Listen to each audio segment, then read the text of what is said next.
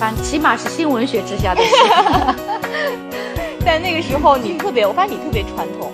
你当时犹豫，甚至跟他就说分手吧，是为什么？特传统。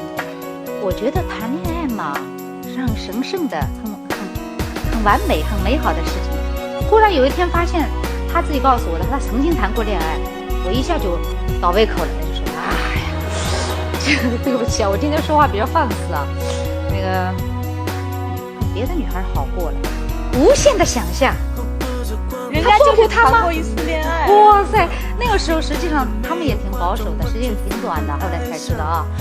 但是觉得无法容忍，其实自我感觉挺太好的关系，怎么可以在我以前有别的女孩你接触过呢？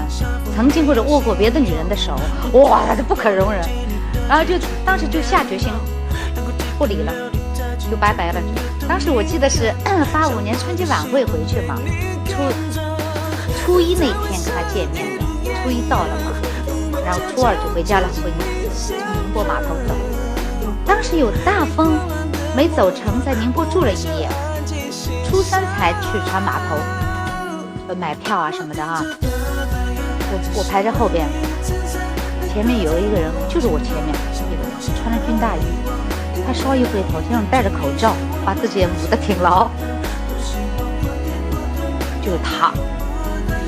我一看就是他，我心里咚咚咚咚直跳。我说，他也回过头来看见我了。我说你去哪里呀？啊，我去岱山，去我们家。我说你去干嘛呀？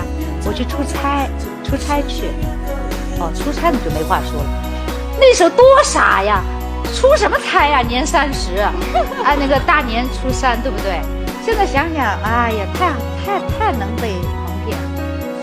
然后实际上也没什么嘛，对吧？也没什么，只是我的一些小性子，一些观念嘛，在船上说说笑笑都挺好。